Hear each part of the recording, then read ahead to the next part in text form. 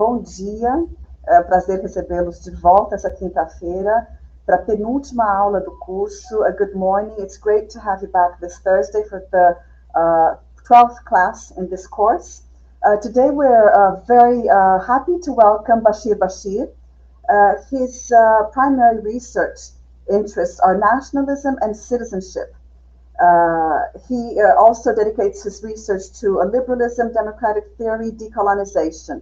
Among other numerous publications, he's the co-editor of The Holocaust and the Nakba, a new grammar of trauma and history that was edited by Columbia University Press, and also The Arab and Jewish Questions, Geographies of Engagement in Palestine and Beyond.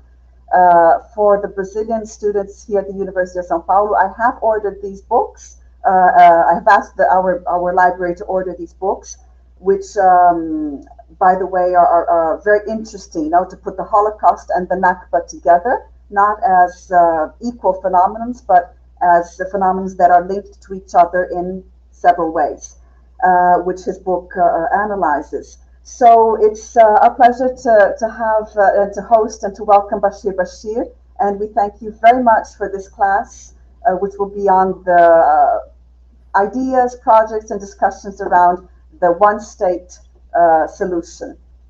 Welcome, Bashir. Great to have you here. Thank you, Arlene. It's a great honor to be here. So let me tell you what I'm going to do with you in the coming 40, 50 minutes. I am going to, before I move into talking about the one state, which is a very vague term and a very vague title, I think we need seriously to unpack it. I want to set the context within which, the story or the necessity and the need of talking about one state emerged definitely in the last 20 years or so. And this is exactly what I'm going to spend in the first few minutes, where I will be making the claim that for us to understand the issue of the one-state discourse, we need to understand that there were enabling conditions, or there were developments and transformations that gave serious support and lended support to talking about the one-state. And these kind of changes or transformations all fit within what I call that we are in Israel-Palestine in the past few decades, definitely in the past 2 decades, more boldly than any time before, have been moving from an old paradigm to a new paradigm. And let me explain what does that mean, meaning like, concepts, terminologies, notions, vocabularies, definitions, and different types of engagements that have dominated the scene for the past few decades are increasingly losing some of their credibility, some of their explanatory power, and therefore this old paradigm, if you wish, or this old grammar, the way I call it, together with my friend Amos Goldberg from the Hebrew University, these jargon terminologies, concepts, notions, and definitions are losing some of their great credibility and possibility to capture, explain, and engage and analyze what has been going in Palestine, Israel for the past 2 decades or so. So the argument is that we are moving to a new grammar or a new paradigm that is under making. I'm not making the claim that this new grammar and paradigm is fully developed, but it is under making, ongoing, and the proofs that I want to name maybe 3-4 points that I want to indicate in these changes in order to set the scene for the rise of the one-state kind of discourse. And these changes definitely fit into this overarching claim that we are stepping now into a new paradigm that is undertaking and developing and ongoing and taking shape. And I want to name 3 or 4 depending on our time, and then move to the one state. And I think these are preliminary important points for us to understand where the context of the one state discourse is emerging and coming from. So let us take the first point that I want to indicate in order to prove that there is a new paradigm that is emerging, and this is the context within which we need to understand the one state discourse. The first point is basically the notion of partition is being basically reconsidered. For the overwhelming majority of the history of the Palestinian question, definitely since the 70s, meaning since the 1970s until today, you know, largely the Palestinian question in the mainstream dominant approach was and has been actually articulated within the paradigm and the context of partition, meaning territorial partition.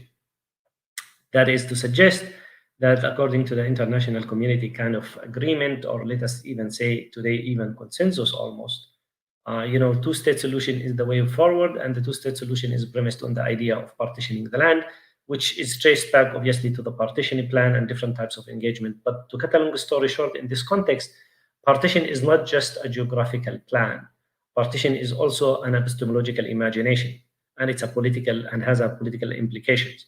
And therefore, for a very long time, any idea that, if you wish, went beyond or tried to challenge, interrogate, and question partition was looked at as if it is basically, you know, irrelevant, you know, not you know, maybe utopian, escapist, radical, or whatsoever, whatever label you want to attach to these types of ideas.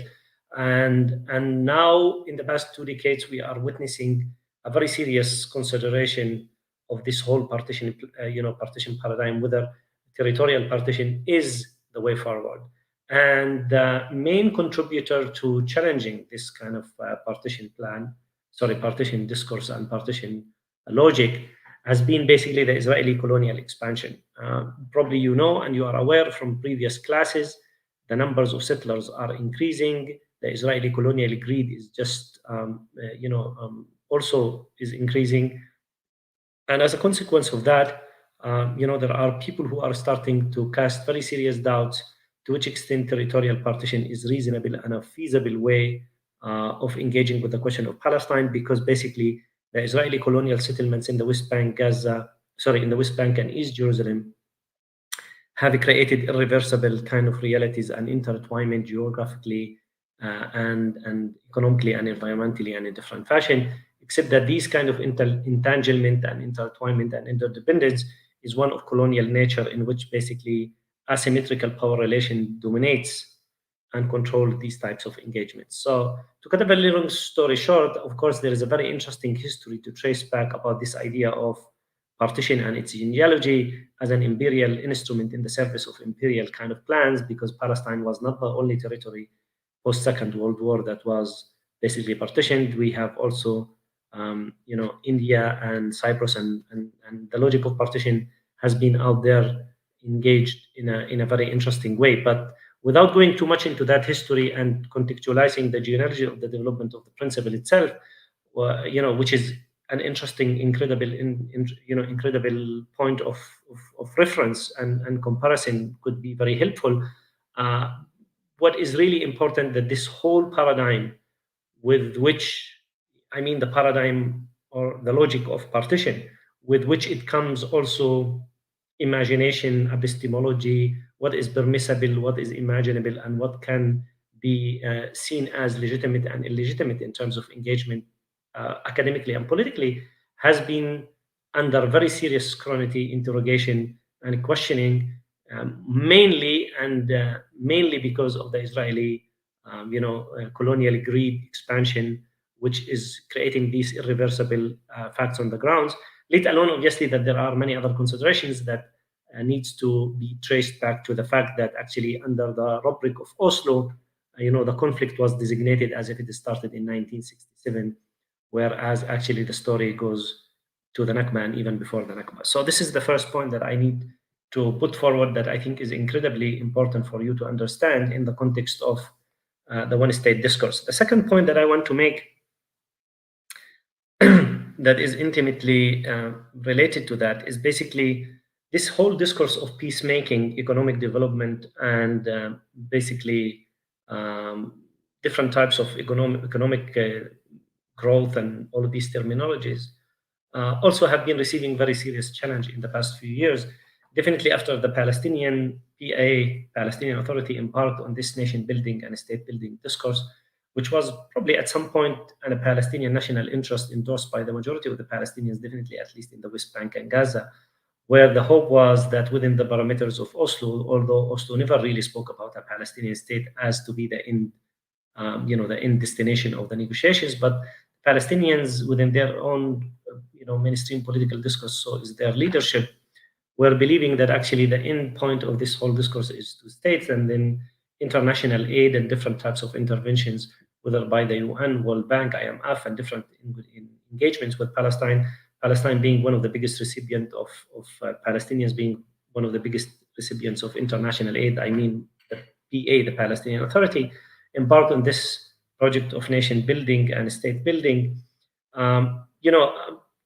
This project in the past 2 to 3 decades has been running into very serious trouble, because this discourse of state building falls in the old paradigm, and the old paradigm was hoping and articulated within the logic of the two-state solution and partition. And I want here to name a few risks that are involved in this peacemaking and economic development. I don't have much time. I recently gave a very extensive talk in Amman that was entirely devoted to these types of discourses of peacemaking, humanitarian aid, and basically the economic development and economic growth. But the brief of it, the danger of these types of discourses, with all the differences that might come in nuances and the analytical distinctions that is very useful between them, the trouble with these, or the risks that are involved in this, is that this peacemaking discourse depicts the story as if we are talking about two equal parties and symmetrical types of engagement. For instance, governments, maybe including the Brazilian government at some point, was saying, "Oh, we call upon both parties to express restraint," and all of that stuff. So these kind of both parties type of logic, basically drawing symmetry between the colonized and the colonizer, between the oppressed, who is the Palestinians, and the oppressor, who are the Israelis, and the state of Israel and its own different arms, is actually coming to be very deceiving, misleading, and very problematic.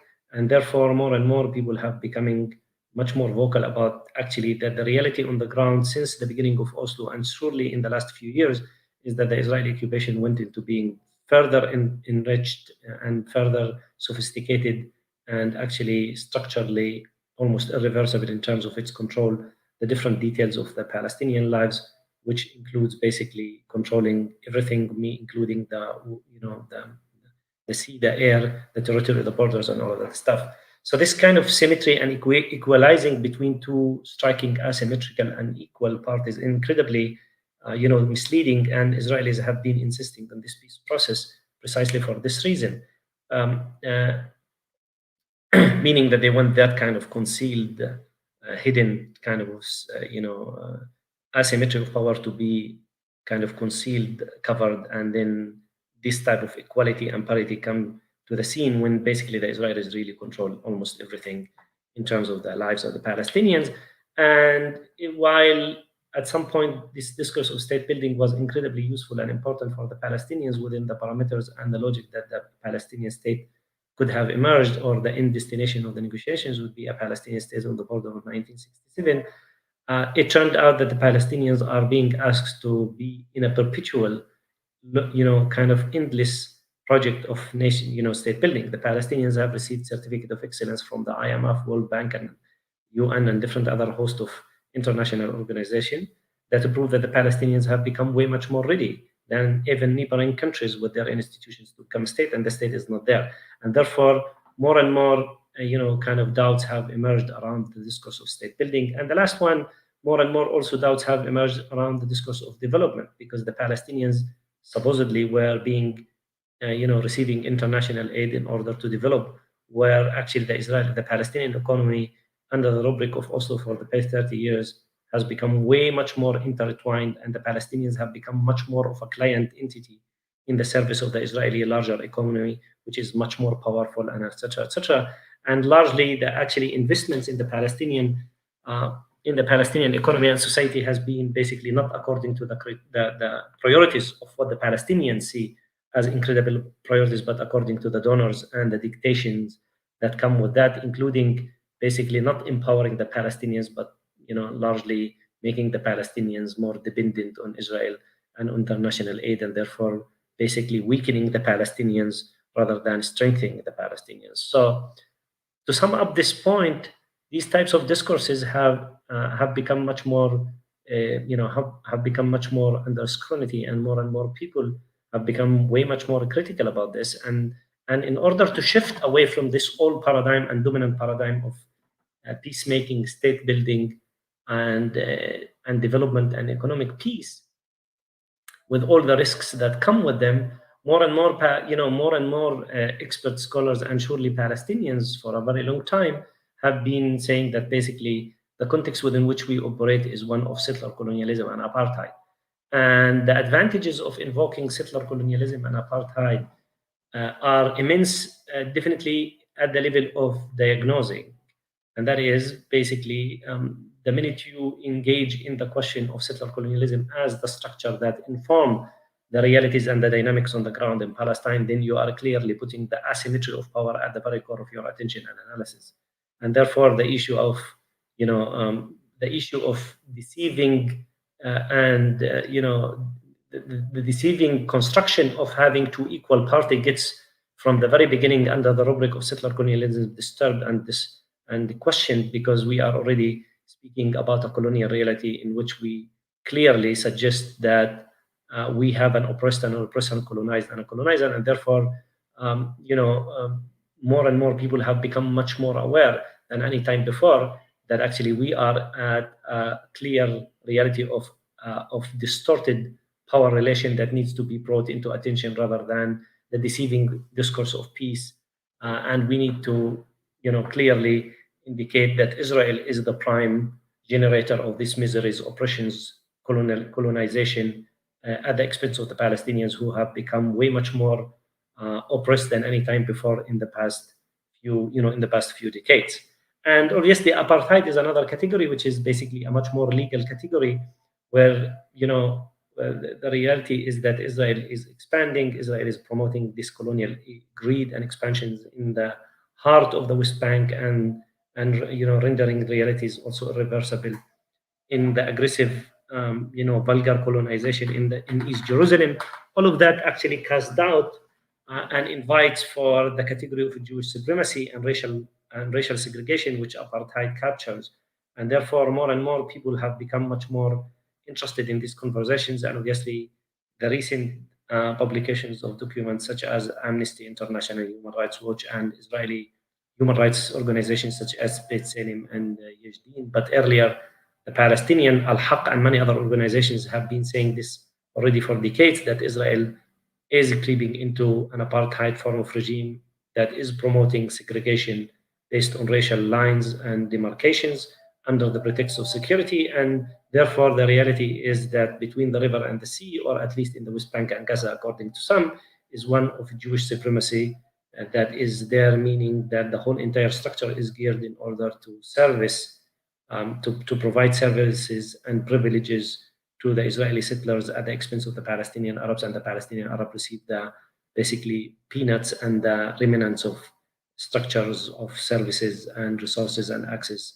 to different forms of resources, including basic rights of movement and freedom of that type of engagement.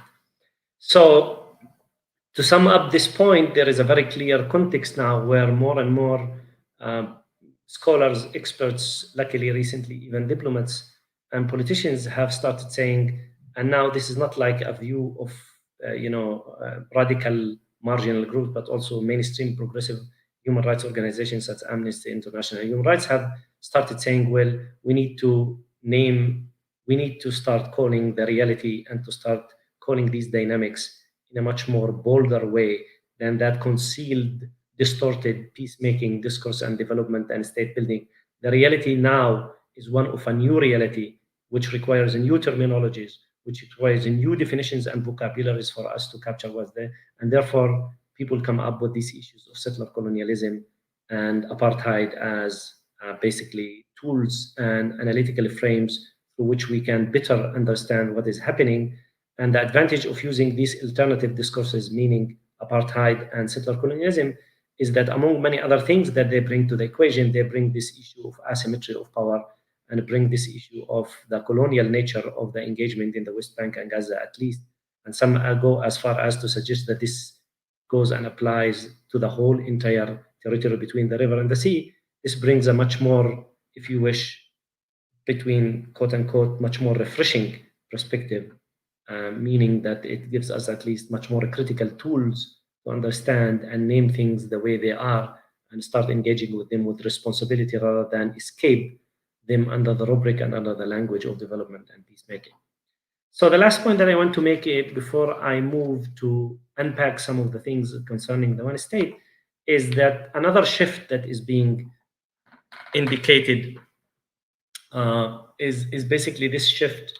The third point that I want to mention is this shift basically from statehood to rights. So there are more and more people who have been suggesting that, you know, if the Israelis are not keen to accept one of the most generous, if not the most generous, offer that a colonized nation in modern times has offered to its colonizers, and that is giving up 70, 80% of their land. That is the state of Israel in the so-called Israel proper within the boundaries of 1967, in 1948. Where the green line, which separates between the West Bank, Gaza, and East Jerusalem, and the rest of Israel, is respected and looked at as a line of demarcations for political boundaries. If Israel is not keen to accept that, meaning that the Palestinians are willing to give up 70, 80% of their land, that is what Israel came to be established in 1948 in the Nakba, and the Palestinians are asking only for 22%, which is basically the West Bank and Gaza and East Jerusalem. And what Israel is doing is actually trying all it can to basically kill this possibility, mostly through an aggressive Israeli Jewish colonial expansion and settlements, where Israel is creating a reality of Pantostan and a Swiss cheese reality of channel, this integrated and segregated Palestinian kind of enclaves and islands that are being disrupted by the Israeli colonial infrastructures and settlements and bypass roads and fences and segregation wall and different types of technologies of surveillance and control. Then more and more people have said, well, the Palestinians in their national movement shifted to accept a state or partition in the mid-70s, without going too much into the history of Palestinian nationalism. But at least the Palestinian national movement start hinting in a very bold way already around the mid-70s, late 70s, that they are willing to accept the international, supposedly mainstream international view, and that is to accept the two-state solution, where the Palestinians will largely accept a state on the boundaries of on the boundaries of 1967, which is basically only 22% of historic Palestine. But the reality of today, meaning in 2023, is that Israel is entirely not keen to give the Palestinians this issue of the two-state solution on the lines of 1967. But Israel actually is doing all it can in order to render that almost impossible and not feasible through expansions of settlements, creating facts on the ground and different technologies of control and oppression.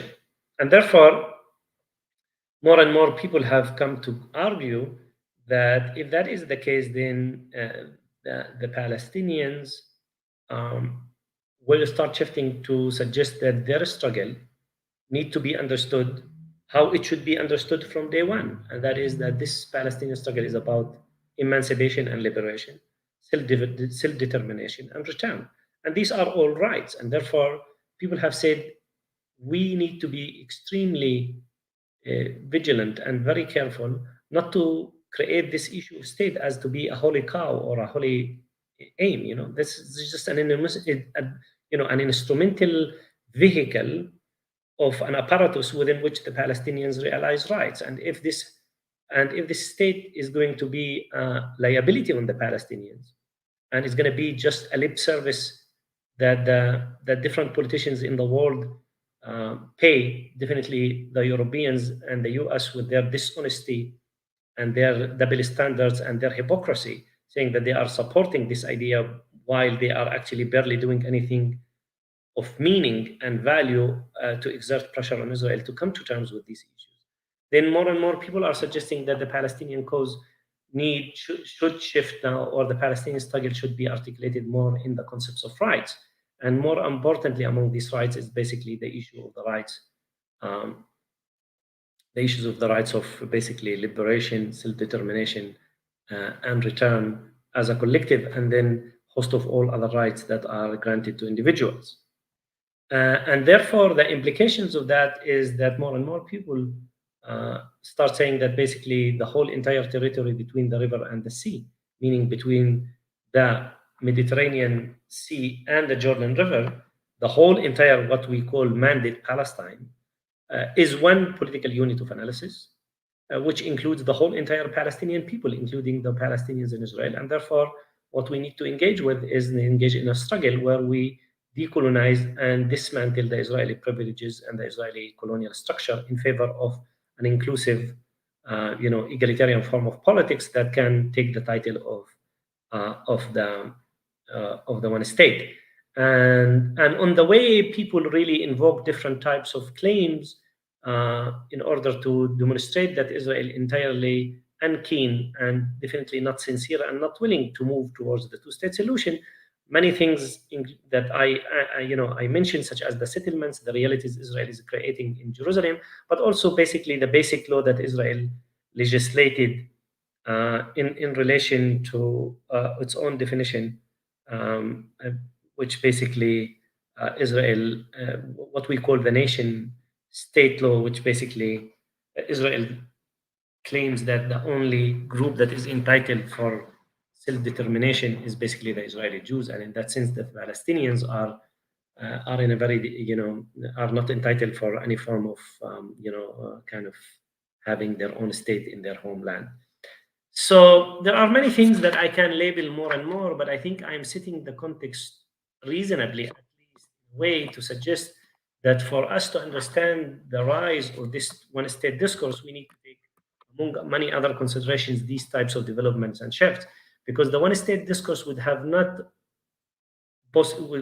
emerged with the way it has become relevant, at least for academic and political conversations, if we would have not understood these dynamics and changes and many other dynamic and changes related mostly to the Israeli society, its own internal structures, and the way the Israeli Jewish society has transformed in terms of its makeup, the ideology, and the type of ultra-nationalist and sometimes even fascist Israeli Zionist supremacist politicians such as Ben Gvir and Smotrich, which I don't have time to speak about all of that, but at least these developments also lend very serious support to those who are wanting to entertain alternatives to this. So let me just summarize what I have been doing thus far for those who probably felt that I have been a little bit too quick, too speedy, and talking very quickly. So thus far, I wanted really to set the context and indicate some very important shifts that are moving from an old grammar that dictates the imagination, the terminologies, and the concepts that we think about Israel-Palestine. This old paradigm is collapsing. These terms are losing their credibility to explain. And we are shifting into a new paradigm, into a new territory, into a new grammar, which requires new terminologies, vocabularies, concepts, and definitions for us to make understanding of what is happening. It is in this context that the one-state discourse makes sense. And I named three major shifts in order to demonstrate this move from the old paradigm to the new paradigm. The first shift that I spoke is about moving from partition to alternatives to partition. Partition falls in the old paradigm, in the old grammar, and alternatives to partition falls into the new paradigm, the new grammar. The second one that I did was to suggest that actually the old paradigm is populated by different types of languages and discourses.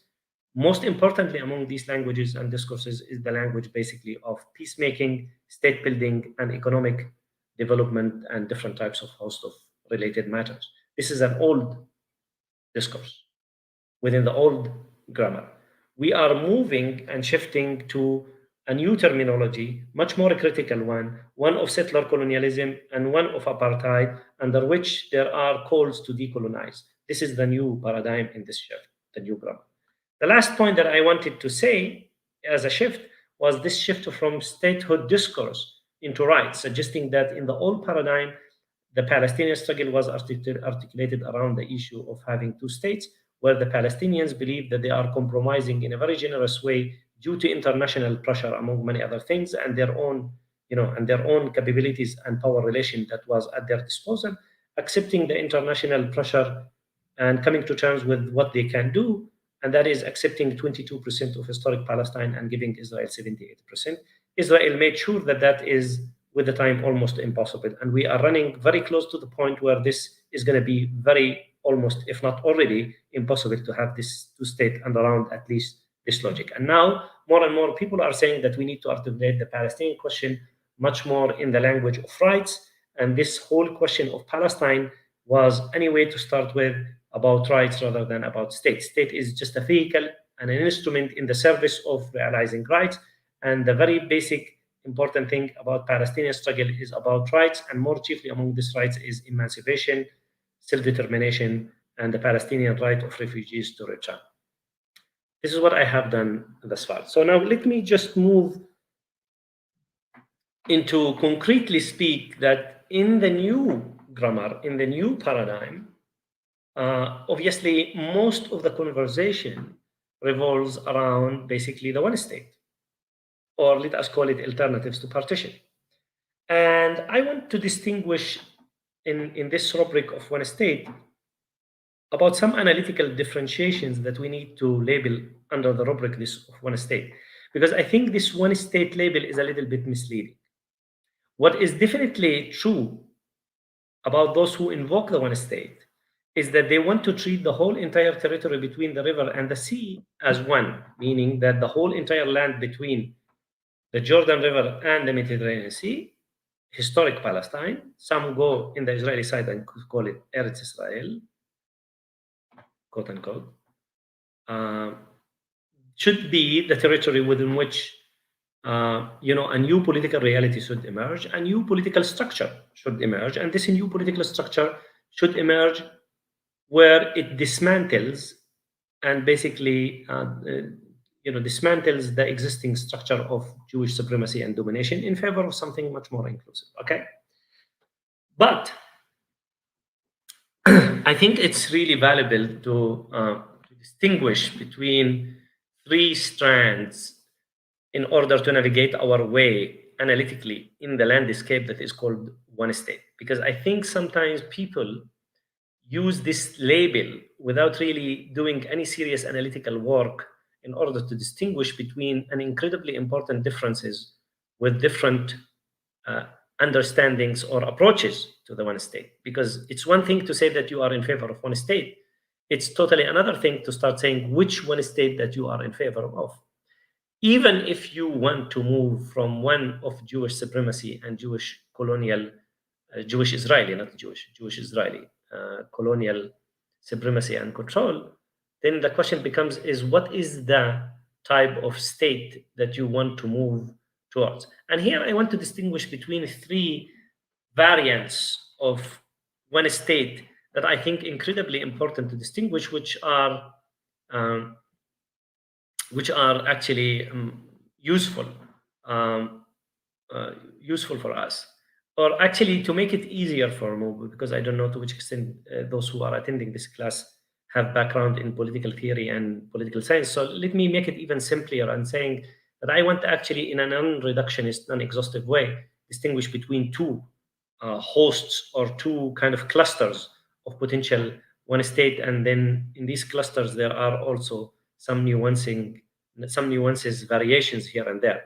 I will send Arlene an article that I published a few years ago, which does better work than I will be presenting here, and will be a little bit more exhaustive than I am presenting here, and she can share it with you. But for the purpose of saving time and for the purpose of elaborating here, I think it's incredibly important to distinguish between what I call a liberal approach to the one state and a binational approach to the one state. And I think these are incredibly important distinctions to draw. And what I want to spend for the rest of the 20 minutes or 15 minutes that are that are available for me is to distinguish and define a little bit and unpack what I mean by a liberal approach to the one state and what I mean by a binational approach to one state. And these are two analytical, normative, if you wish, framings that, of course, there are other ways of looking at this and additional more complications that I'm presenting, but I'm just for the purpose of clarity and analytical ease, I'm just sticking only to these. So the liberal approach to the one state, and I insist that the liberal is different from the binational, okay? The liberal approach to the one state, I would argue, is actually the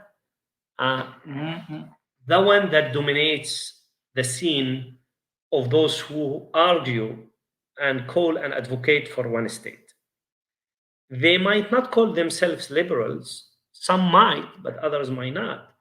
But what is really interesting about it is that these people usually call for what is often what is often invoked as one person, one vote. And here there is a very serious inspiration from the South African case. And this is really an interesting and fascinating because basically the one person, one vote mantra is an incredibly liberal, at least in some way, it's an incredibly liberal enterprise. And here it is liberal precisely because it focuses on individuals and their rights. It doesn't focus on collectives and definitely not on national groups, but it focuses on individuals and their rights. And the understanding that you want to engage here in a way where you look at the people that populate the land between the river and the sea as equal citizens, or you want to aspire to move to a political reality of one state in which citizenship is the ultimate reference for definition, and citizenship that is defined not along vulgar ethno-national kind of attributes, but is defined along civic, inclusive, territorial understandings of belonging to political community. That is the demos, not the ethnos. Then the understanding here is that we are talking actually about individuals who constitute this political community. And these individuals are entitled to rights. And these rights could go all the way from freedom of association, freedom of movement, equality, rule of law, constitutional structures that are there in order to create checks and balances, and many other host of institutions and norms that govern whatever political reality of individual citizens. Now, the interesting story in this concept is that actually those who want to advocate this one person, one vote, in a way, without really sometimes naming that, they are basically going to the direction of what we call post-national civic kind of identity, where basically the entry to these whole conversations are individuals and their rights, and therefore there is an imagination at some point that the political community that you want to create, the so-called we, or the people, or the nation, is made of individual citizens, and individual citizens that are, coming together, under the rubric of rule of law and different kind of elements of liberal liberties and liberal freedoms, and institutional design that corresponds to that. Now, and many obviously attach an attribute to this one person, one vote in incredibly emancipatory power and emancipatory potential, definitely to the Palestinians, that they will be emancipated from the Israeli control and occupation, and obviously dismantling the structure of Jewish Israeli hegemony and control. But also they attach to that some very serious emancipatory power to the Israeli Jews, who under this rubric will be actually leaving their Jewish national identity, or someone might be saying de-Zionize them or de-Israelize them, or whatever term that you want to use to capture the requirement of distancing the Israeli Jews, distancing the Israeli Jews from their national identity in favor of something that is overarching, which is basically individual liberties and rights under the rubric of of one state of some sort. Now, obviously, this this kind of, I am being, reductionist, and I know there are different variations. There could be a multicultural one where the groups can be recognized, but under the rubric of more kind of cultural, ethnic, religious diversity rather than national one. I don't want to come naive. I myself, my earlier work was devoted to multiculturalism, and I have done important work in that respect, also tying this to historical injustice together with the Canadian philosopher Will Kimlicka. So, but I'm not going into that. I just want you to get a taste that those who are asking for one state, the dominant strand of it is actually one person, one vote. And there are different actually manifestos out there. If you can Google them, you will find them advocating that type of trajectory.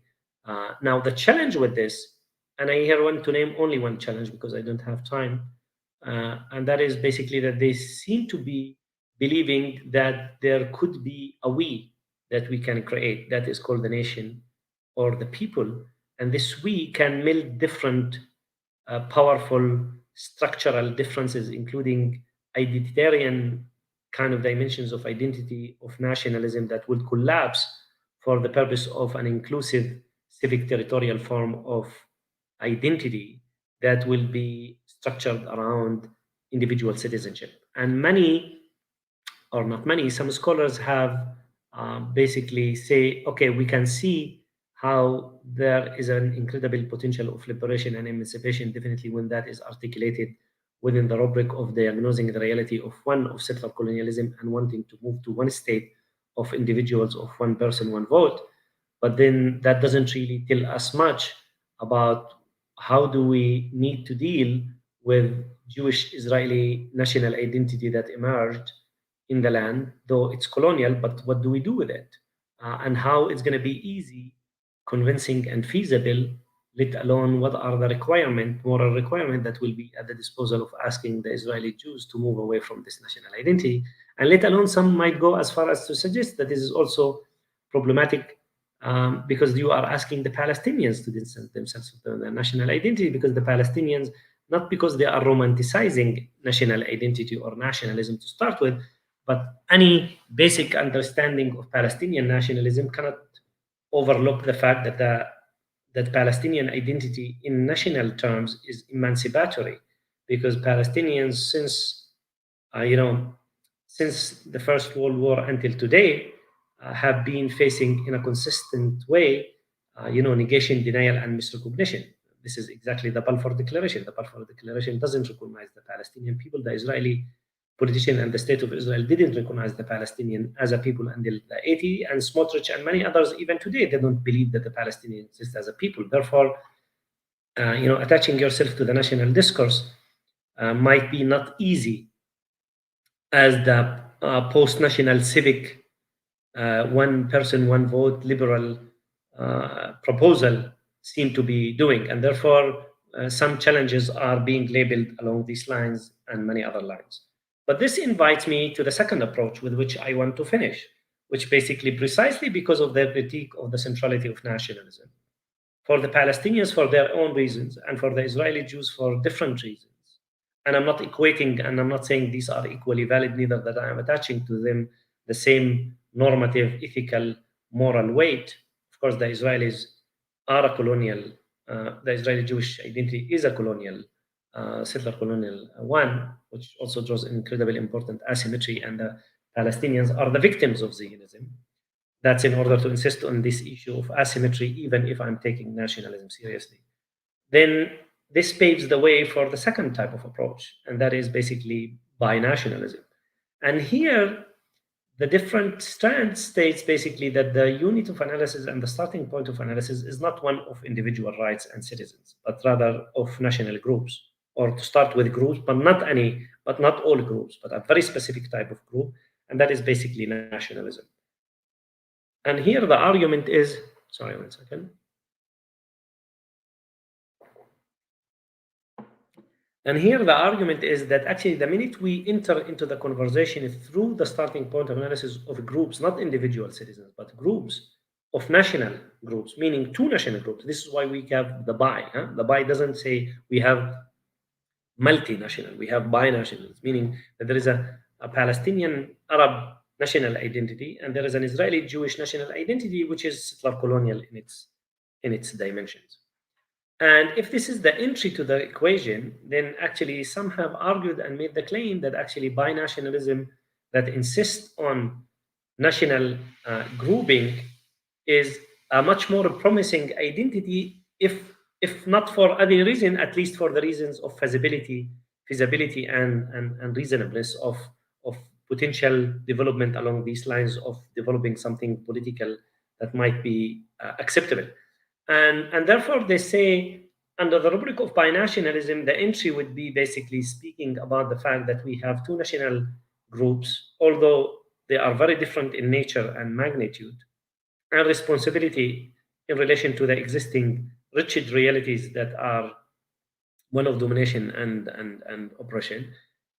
But we need to take them seriously, and taking them seriously meaning that we are entering here with a different also different sets of rights, not individual rights, but actually besides or in addition to individual rights, we are entering here with basically collective national rights, most chiefly among rights of national groups, the most important and the most fundamental rights of national groups. What make a national group unique compared to many other groups is their right to national self-determination. And if that is if that is the entry, then some have said that we need to go to a one state kind of engagement and constellations, where we need to start on this issue of having two national groups entitled to national self-determination, each one of them entitled to national determination, where they need to be governed by egalitarian form of engagement, where equality, reciprocity, parity, and mutual legitimacy needs to guide this process. Now, those who are advocating these types of thinking they are not naive to suggest that there is an equality between Palestinian national movement and the Israeli Jewish identity that emerged in Palestine as a national movement, in addition to being a settler colonial movement. They clearly say that there has to be a very powerful decolonizing power here, where the structure of Jewish supremacy and hegemony will have to be deconstructed. But you would agree with me that here, the minute you start saying that your starting point of analysis, with all the complications and nuances that you bring into it, if your starting point of analysis is one of national groups, then you are already engaging with a different types of reality, with a different types of sets of rights. And here, people have made the claim that actually, or scholars have made the claim that engaging in the conversation on the premise of national rights brings different nuances and different sensitivities. For the Palestinians, I have said they have been denied in a consistent fashion against colonial and imperial powers their national identity as an indigenous people of the land that have been all the time stripped. And it's actually the most important Palestinian achievement since the Nakba until today, that the Palestinians managed to rewrite themselves back into history as a national group. And therefore, people talk to them, and probably you are making this actually course to start with, because the Palestinians constitute a people that have a revolutionary movement historically that is attempting to achieve emancipation and their rights. Because I'm not entirely sure if the Palestinians would have been sporadic individuals struggling for their rights. I'm not entirely sure if they are not galvanizing and organizing and assembling themselves around a national identity. I'm not entirely sure to which extent their political power might be effective. For the Israeli Jews, obviously, for a host of many other reasons, including obviously, Jewish, including European Christian anti-Semitism, specificities of Jewish history that relates to persecution, Holocaust, and many other host of considerations, it's very hard to expect from the Israeli Jews to get into the conversation of a political settlements, even one that is interested in decolonizing and giving up Jewish supremacy and privileges. It's hard to imagine that many Israelis would be willing to come into this conversation and under the rubric of individual citizens. They would like, probably most likely, due to their own kind of sensitivities and specificities, come into these conversations as actually Jewish national Israeli group.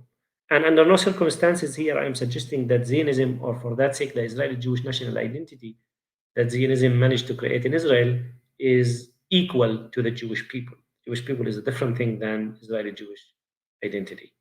So if you go along these lines of, if you wish, getting into the political conversation, starting with national groups, two separate national groups, the Palestinians and the Israelis, with host of normative considerations attached to that, that is reciprocity, parity, mutual legitimacy, and obviously the need to decolonize and have a historical reconciliatory process, which will dismantle Jewish Israeli Zionist privileges and supremacy, and will have to come to terms with the right of Palestinian refugees and the ongoing consequences of the Nakba, because the Nakba, as probably you have heard from Ilyas and many other scholars that taught you in this course, is not a past but ongoing reality that every single Palestinian everywhere in the world feels it with different variation, varied degrees. So if that is something sensible, meaning that the national interest is a potential possible way of entering into the conversation, then the way we articulate and the way we cash out this kind of binational entry might take a host of various institutional and constitutional designs. And this can go all the way from one state in the form of having two national groups coming into the parliament with equal powers and equal representation, irrespective of numbers, but having basically a form of one kind of state that might be a federation or takes different types of modalities and forms. Or it can go all the way to be actually a confederation. And I suspect that you should be aware about the serious differences between a federation and confederation. Basically, confederation is usually a different creature, which is basically, in simplistic way, it is two almost sovereign bodies come together, giving up some of their authorities for the service, for the purpose of joining on an overarching structure that serves certain issues, interests, and agreements of different types of magnitude. So what I'm trying to say that actually binationalism can be cashed out and translated in multiple modalities and various forms. I don't know to which extent you are aware. For instance, there is this initiative called one land or a homeland, two states, which falls under this rubric. There are there are much more detailed confederation kind of proposals, and there are other ideas that take nationalism seriously but don't collapse into confederation or a strong form of federative politics. There are many issues and many kind of modalities and articulations that might really populate this scene. So I think with these, bearing this in mind, what I want to say, and by this I finish, is that I think the one state is just a term or a slogan or a title or a rubric that is being often used, but we need to be incredibly careful to understand that it's not, it's easy to say that you want a one state. I think it's incredibly important to understand that one state can mean many things. And even if you are committed to an emancipatory, decolonizing, egalitarian form of politics in this one state, this can take different shapes, different forms, which will matter for people, and the assessment of the strength of them needs to be attached to scholars, politicians, and activists who are involved in the field. The binational mantra has the risks of, scholars have identified one or two risks among many other risks that I want to mention. One is that it reproduces nationalism, which is the source to start of the problem. So basically, having nationalism within even egalitarian or within the frame of binationalism is still working with nationalism, which is exclusionary, runs risks of balkanization, etc., etc. I think there is an answer to that, because you can also be committed to a thinner form of nationalism. But nevertheless, this is a very powerful argument. Another very serious issue here, which is an incredibly sensitive issue for Palestinians, and that is basically binationalism already involves some form of tacit or explicit recognition of a Jewish Israeli national identity, which is an incredibly costly to the Palestinians, because in a way, this also recognizes some form of legitimacy of Jewish-Israeli existence, which by implications might call for very serious revisions of certain parameters or fundamentals of Palestinian national mainstream Orthodox understanding and narrative. But again, I think these are incredibly powerful critiques. I don't have time to elaborate or try to potentially provide ways of engaging with these types of critiques. But I think the thing that I want to say is that these normative principles, whether the liberal one or the binational one, these are normative analytical parameters. I think they can be cashed out in a host of institutions and constitutions that might come to answer these types of principles. So I stop here, and I'm happy to take your questions.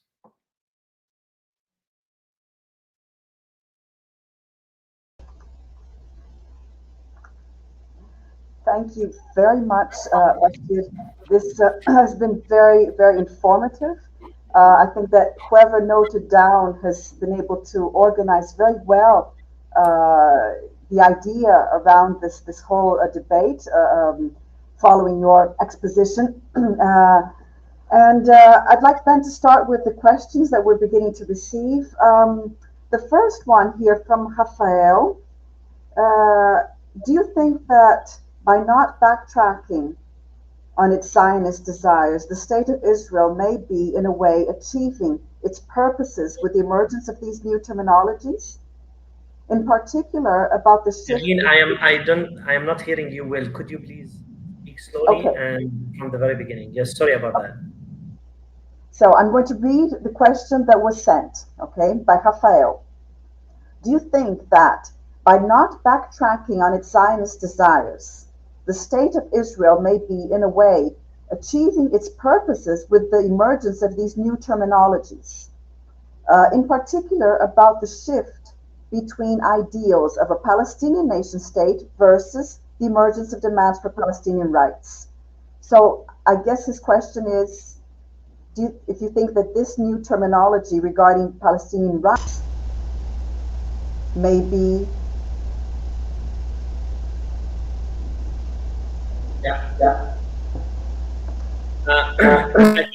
I think I understood the question, but I hope I understood the question, but I think Rafael's question invites for something very serious that I think we need to pay attention to.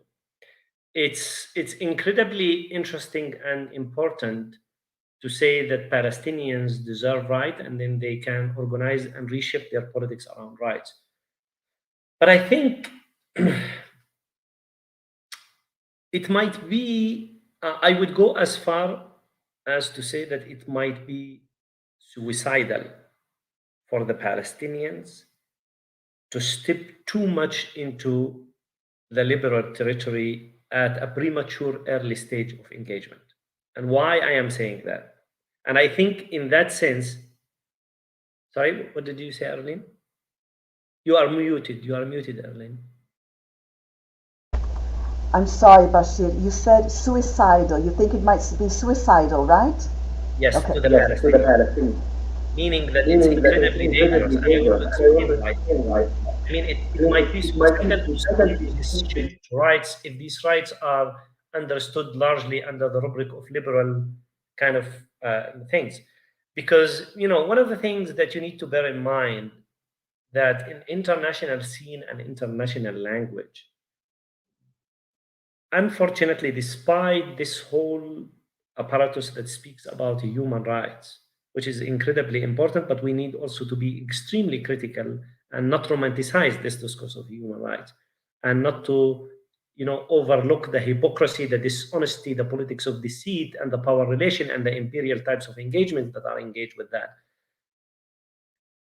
One of the things that the Palestinians are achieving, incredible achievements, despite the fact that Israel has become way much more aggressive than any time before in its history vis-a-vis the Palestinians, despite the fact that the Palestinians are at a miserable conditions of dishonesty, disarray, issues of lack of legitimacy of the existing Palestinian leadership, discrepancy between the Palestinian leadership and the populace and the public opinion, many issues that can be characterized to the Palestinian nation. But there is one thing that I think that Palestinians can say with confidence, and that is that their national identity is very powerful.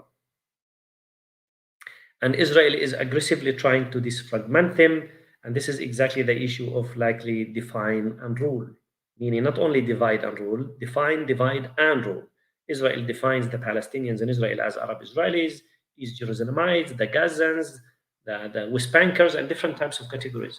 So that's an incredibly powerful fragmentation. But however, largely, the Palestinians are relevant for international scene and international politics historically and presently. Historically, for the decolonization movements. Huh? I mean, I don't need to talk to you about this. The Global South is incredibly important for this. And the Global South is emerging now with Global Palestine for its significance for different sets of engagements.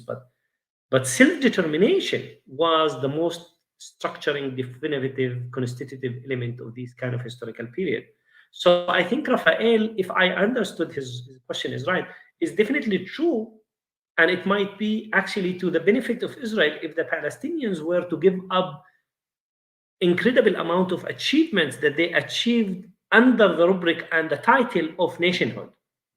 And this is why, as much as I have sympathy to the shift to rights, I think this shift to rights needs to be incredibly done with care, with ease, and definitely without abandoning the national entry. The Palestinians constitute a nation. Nations are entitled to much more higher, demanding, normatively higher and demanding rights than other groups.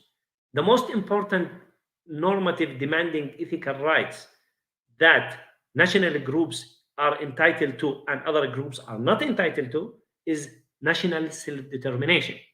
The Palestinians are incredibly important that they stick to the language of national self-determination. And in that sense, I don't mind if the Palestinians continue to stick to the strategy of nationhood and statehood, not because I have the illusion that the statehood is going to achieve the state is going to be achieved very soon. It's just that I think the Palestinians can accumulate more rights and more relevance for the international scene as a national group.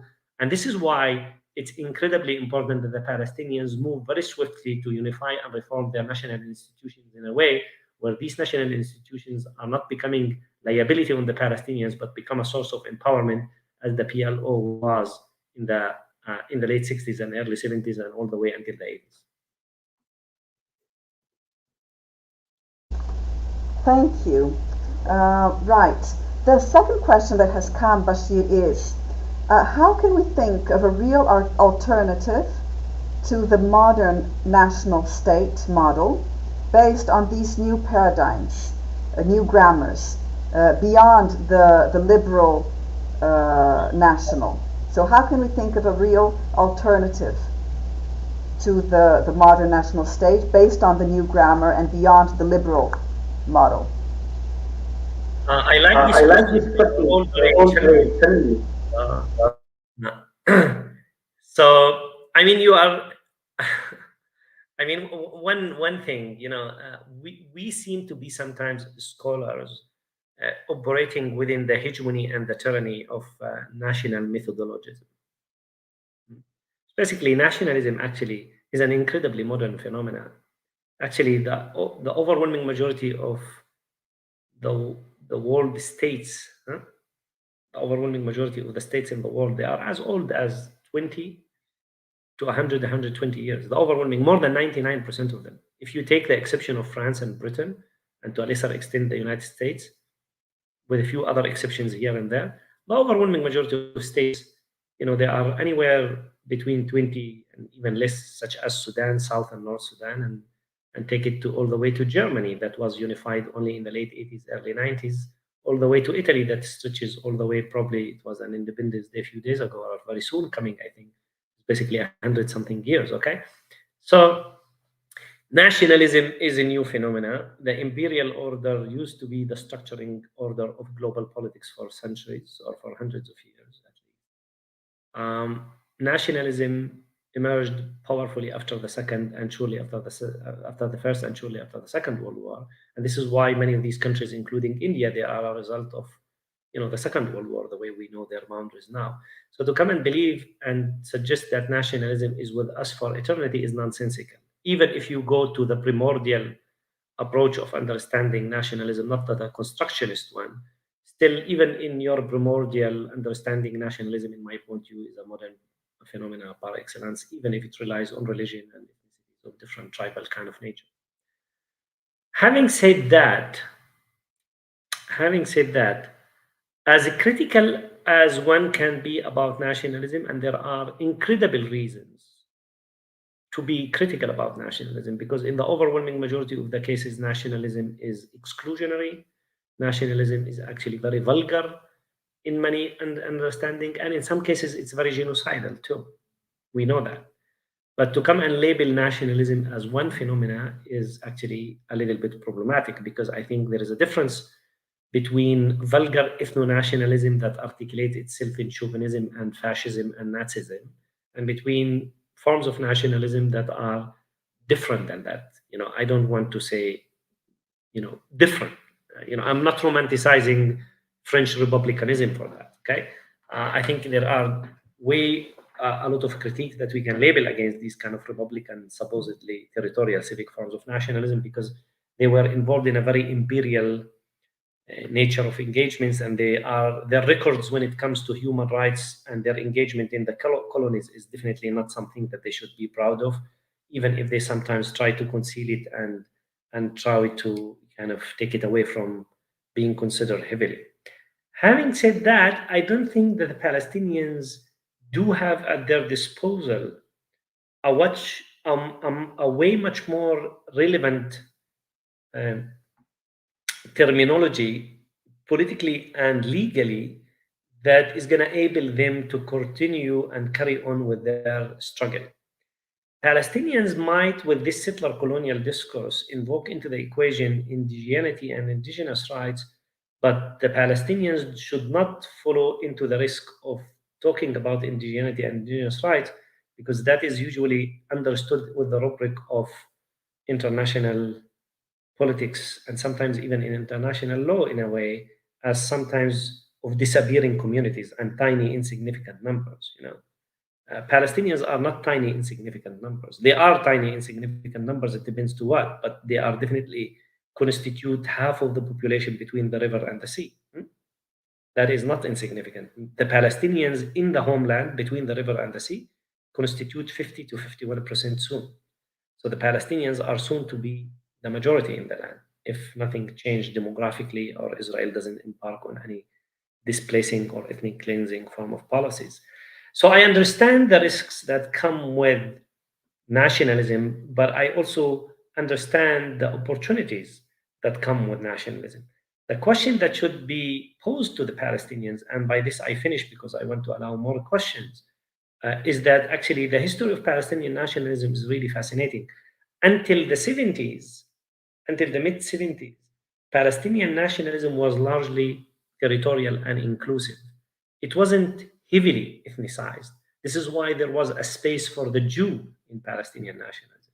The Jew could have been a Palestinian under that rubric, and actually there were Jews who joined the Palestinian PLO. It's not secret that actually Fatah did have members who were Jews, identified as Jews.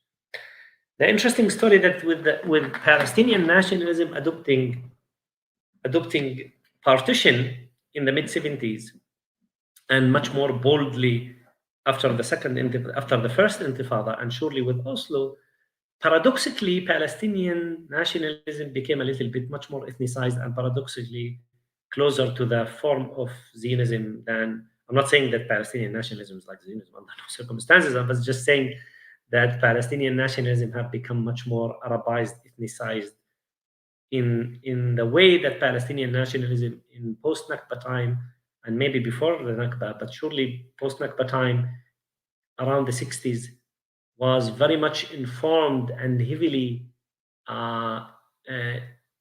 borrowed the language of Marxism, Maoism, Leninism, socialism, without romanticizing these legacies. I'm not saying that I am romanticizing these legacies. I'm just saying that in that sense, Palestinian nationalism was defined not necessarily heavily and exclusively around ethnic lines.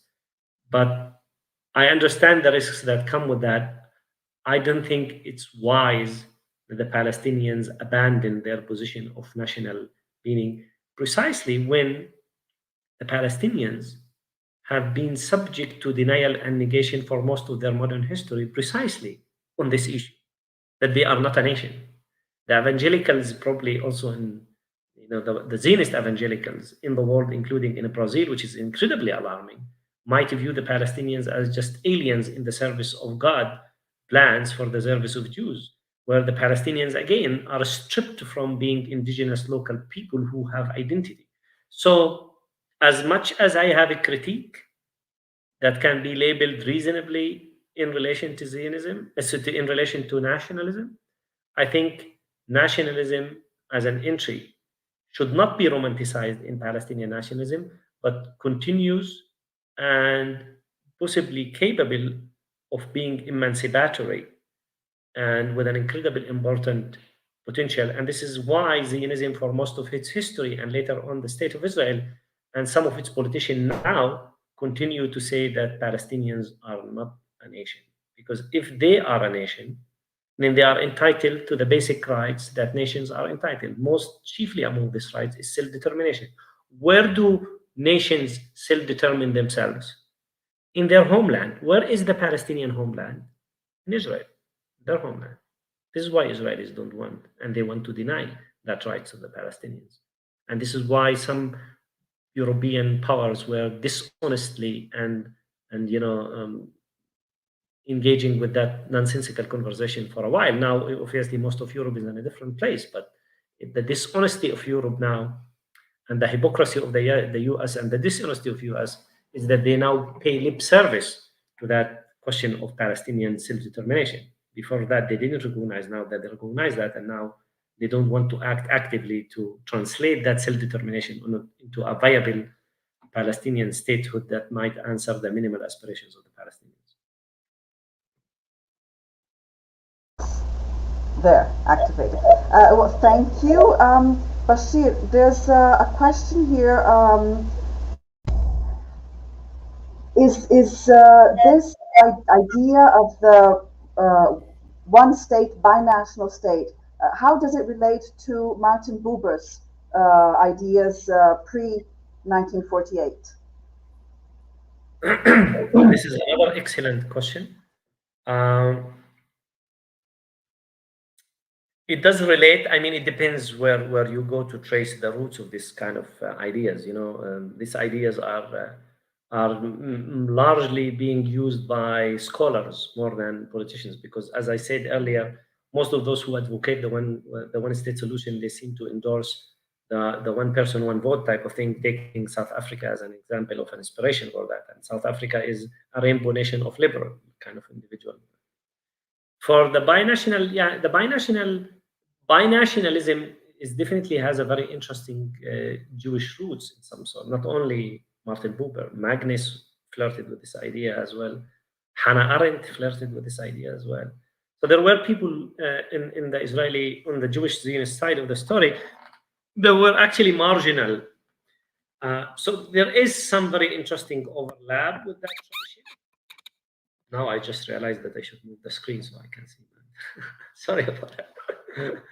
But so there are interesting sources that you can draw on and engage with, which are incredibly important and interesting, including Buber, but not only Buber, Magnus, and many others, and Hannah Arendt herself. It's just that I think the context of the reality of the specificities of Israel-Palestine today is one of different magnitude. And the Israelis and the Palestinians are equal in terms of number. Israel's colonial Zionist enterprise have become way much more lethal than any time before. And I think the minute you start engaging with the egalitarian logic of binationalism in modern contemporary reality, that has the way, at least I do that in my work separately and in my joint work with my friend and colleague Amos Goldberg from the Hebrew University in that book on the Holocaust and the Nakba and many other host of articles that we published together in the Journal of Genocide Research earlier and other pieces that we put together, is that actually it has a very serious interrogative potential to Jewish account, to Jewish Israeli hegemony and control and all of that stuff. There is a very specific history where these types of ideas back in the time in the 30s and the 40s emerged among these circles with Brit Shalom, Ihud, and all of these kind of Jewish groups that emerged that were heavily informed by basically Bohemia and were now Czechia and Slovakia and Germany, that were multinational groups anyway, and the Austro-Hungarian remnants of that types of conversation. So it's not surprised that these people were actually drawing from that kind of context. So Zionism, in its vulgar mainstream way, whether in its political or socialist articulation or labor articulation, was very much a form of ethno-nationalism, basically very much drawing on resources that were at their disposal as Eastern and Central European forms of nationalism that heavily informed. So there are impacts, there are traces to be traced to this idea of binationalism, but I would caution against believing that the way at least I and Amos articulate egalitarian binationalism departs from the way, in significant way at least, in certain respects, than this older notions of binationalism, though there is clearly some form of overlap of some sort, of course. But, during that time also the Holocaust, neither the Holocaust nor the Nakba was there still, the way we actually articulate. By the way, the book came out in Japanese, and the book is coming out in September in Italian. And I know that Amos is speaking in Germany next week about the book. So it's incredible the interest of people in these ideas of how you go deep into these binational ideas through. Now, I don't want to come across now as if I'm marketing only my ideas. This is why I was very careful not to name myself and to name my scholarship in that. And I was careful, per your request, Arlene, back in the time, to map out much more wider spectrum of ideas that are helpful for the disposal of the listeners and the students, for them to navigate their way in much more meaningful way in the landscape that is way much more complicated and multi-layered and diverse than the specific views that I hold myself scholarly and personally in relation to that. So yes, there are overlaps with the idea of historic binationalism, but there are very significant departures from that idea, which make the idea, the way we speak about it in the very specific context of today's politics, informed by the history of what has happened and marched in Israel, Palestine, has an incredibly very powerful potential of interrogating Jewish Israeli nationalism, Zionism, with very powerful transformative potential that eliminates any form of Jewish privilege, any form of Jewish Israeli sovereignty that is exclusive. And I think that is incredibly transformative and challenging compared to an earlier articulations of binationalism, at least as far as I recall them. You are muted, Arlene. I didn't hear anything. Bashir, here there's a question. Right. Okay. I understood how the binational idea leaves the space for the potentialities of nationalism, but would it also open the door to the dangers of sectarism? Oh wow, you guys are posing very tough questions all the time. Not even a single question that I like that. That's very good. It's a pity I'm not in Sao Paulo. That's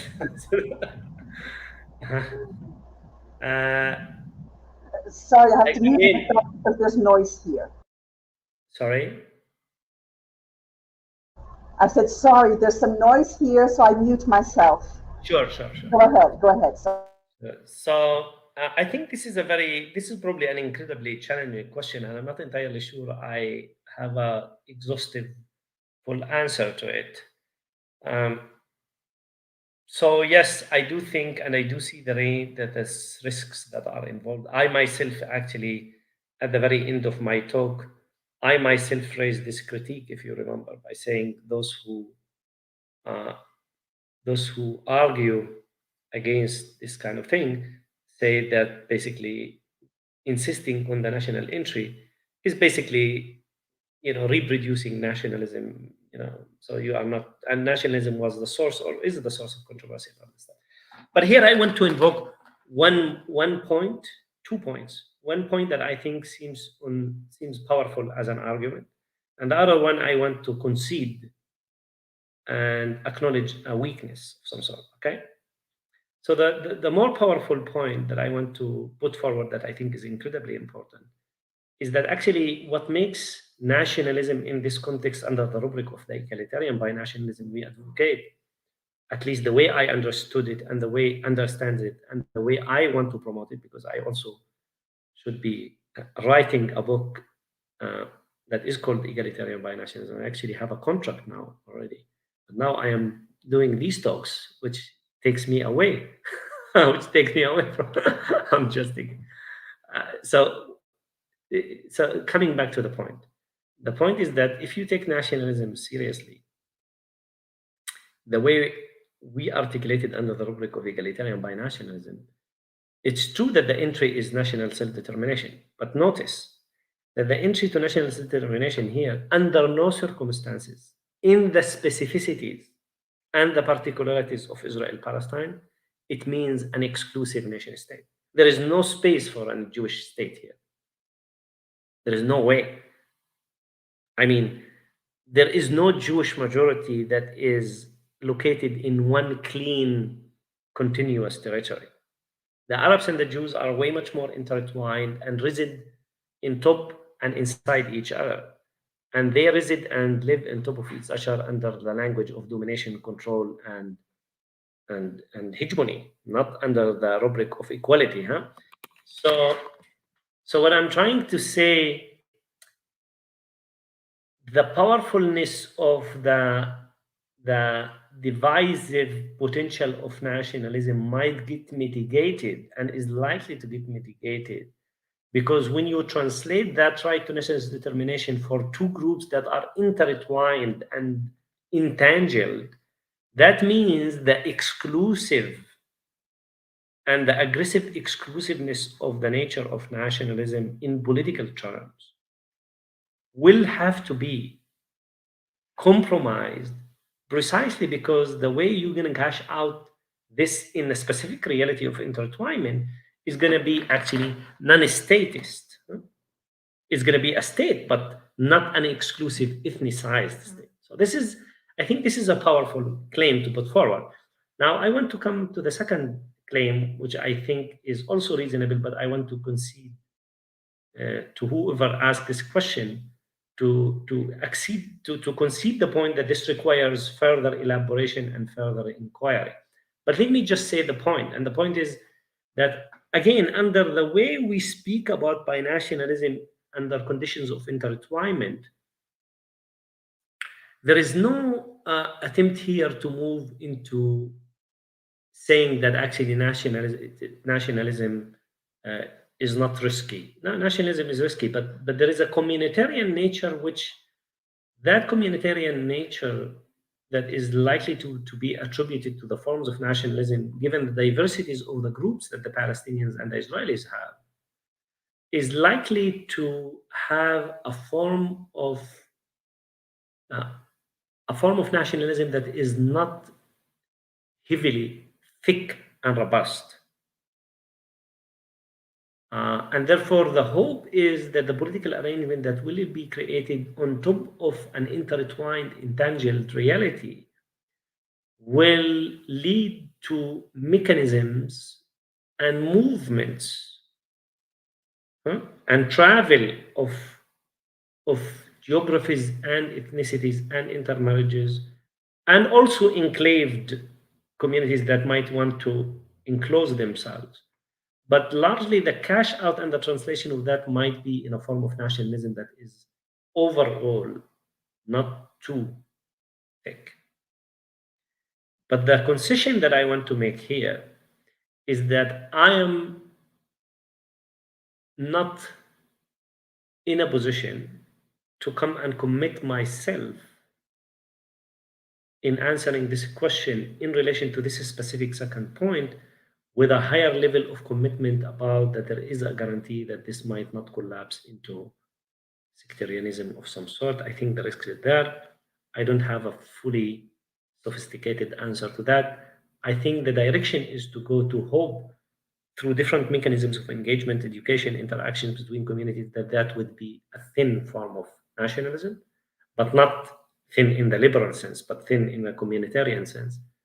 And the geographies of engagement will create, given the entanglement and entwinement, will create mitigations and weakening any potential aggressive forms of sectarianism that might cash out into, balkanization or civil war or that type of thing.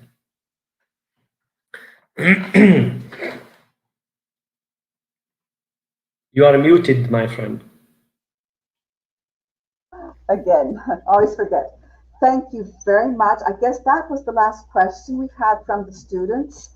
Bashir, I'd just like to finish. I mean, there are several things that I could ask you to comment on, but there's just one thing that happened this week here at university, and I'd really love to hear your commentary on this. This week, everyone received an email from the Central Office for Academic Exchange regarding the central office. So it's not my faculty's office, it's the university's office for academic exchange, national and international. They have a whole huge space for what they call corners for different countries, spaces for different countries to put up stands, to put up their material, have activities, material, meetings, whatever they like. So up to now, it's new. This is rather new. Up to now, we have the Israeli corner, we have the Korea corner. I think that's basically what we have so far. The Israeli corner has been very active, and this week we received an email that they're going to have a cooking class, and they're going to teach people how to make an Israeli cooking class, an Israeli cooking class, and they're going to teach hummus, falafel, and tahini. So we're amidst a huge debate here this week because students are, they want to protest against this. They said, this is appropriation. So the Israeli corner, they can have their tea with Hebrew-speaking activities, but if they're going to teach Israeli cooking, why are they going to teach food? So what would you say to our students regarding this polemic this week? I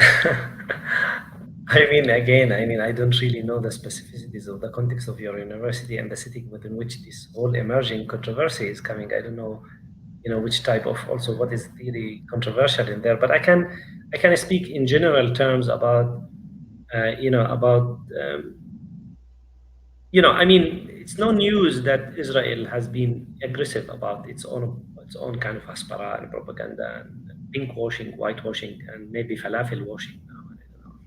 I'm creating a term now. I don't know if there's a falafel washing or whatever, hummus washing. But one of the most incredible things about Israel is this kind of cultural appropriation of Palestinian things, and I think you cannot really disconnect this from Israel's attempt to indigenize itself in a way. So it's despite Israel's success, and the Israelis have remarkable achievements in different fields, in sciences and many other things, and they have managed, actually, Zionism has managed to revolutionize modern Jewish life.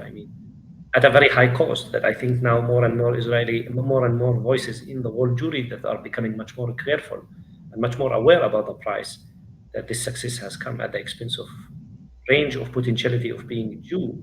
Who said that being Jew reduced Jewish identity, Jewish Israeli identity? Might mean many things, and it meant many things. So I think so. Many other things that are involved in this. Part of Israel, lack of security, and not lack of security in military terms, but lack of security in terms of that actually Zionism is a European movement that came to answer a European question and a European problem. Ben-Gurion and Jabotinsky and Herzl, these are European citizens. They emerged in the context of European Christian hatred, anti-Semitism, and European national, kind of exclusionary form of things. And they try to answer a European question, which is Jewish question. It's not a Palestinian question. It's not an Arab question. It's not a Middle Eastern question. It's a European question. And therefore, the desire of the Israeli politics all the time to look for ways to have that intimacy and establish that familiarity with the space, with the language, while affirming and constituting the supremacy of being Europeans in the savage of the Middle East, and in that sense, villa in the jungle and all of that stuff, involve different mechanisms of trying to become natives. You are probably aware with the work of Mamdani about, settlers become natives, Because so there is this kind of issues of inferiority, and some Palestinians have published on this, including Prof and others, in relation to these types of issues. So I think this is the context within which we need to look at that. That kind of appropriation is a very serious invitation for looking. Actually, it's a very interesting invitation for looking at the settler colonial nature of the State of Israel and Zionism, without obviously overlooking the fact that actually part of normalizing Israel's presence in their eyes has been drawing these local affinities with the place. But this is one of the things. I started by saying that Zionism has revolutionized modern Jewish life through managing to create successfully a Jewish Israeli national identity. But it has failed miserably in two things. It miserably failed on normalizing Jewish Israeli lives, because in the eyes of the Palestinians, they are not legitimate. And obviously gaining legitimacy. There is no normalization and no legitimacy. They can normalize with Saudi Arabia if they want the date for. I hope they won, because I hope the Saudis will attach a huge political price for that to happen that will benefit the Palestinians. But even if they do, the eyes of the overwhelming majority of the Arabs, Israel has a very serious issue of normalcy, and let alone that in the eyes of its own victims, has a very serious issue of legitimacy, meaning in the eyes of the Palestinians. And therefore, I think this needs to be understood in these types of surface, popular type of culture. But of course, there is no doubt that, the makeup of the Israeli society is also constituted and made up of Mizrahi Jews and Arab Jews who have made and brought this kind of cuisine traditions with them from wherever they came from in the greater Middle East and Arab and Muslim Middle East. So, but the use and abuse of that is that actually Israel wants supposedly to come across as Middle Eastern, but doesn't miss any opportunity to remind everyone that they are part of the civilized West. And that civilized West actually casted the Jews as Semites and not white and not Aryan, and took them to concentration camps. And this is the double standards and the hypocrisy the Israeli government does with Hungary, Poland, and others, where these are disgustingly vulgar form of ethno-nationalism in these countries that actually flirt with some anti-Semitic kind of language, where these become allies of Israel in the EU and allies of Israel and Netanyahu, where there is this double standard of things. So I think if I can contribute to this, I think it needs to be tied to these kind of larger perspectives, and should look at cuisine as an instrument of propaganda and aspara. But again, this is not to sincerely not see that falafel is incredibly popular in Israel, and not to see that hummus is incredibly hummus. But the issue of fetishizing this and using that as a shallow identity politics of remaining at the level of folklore, without even attaching that to the Palestinians themselves, and the Palestinians basically on the ruin of whom the State of Israel was built and is being built at the moment, and trying to familiarize yourself as if you are local. And Ben-Gurion, were saying, no, these Palestinians, these local indigenous people, they are basically the continuation of Jews, these Falahim. So there is always this kind of ambivalent relationship. But I think using it and abusing it in this propaganda, white pink washing way is incredibly problematic. obviously, and this is not an invitation to overlook the diversity and the complexity of the Jewish political, demographic, cultural, and cuisine makeup of the Israelis, but in the way that it is presented, I think is really shallow and you know, I mean, yeah.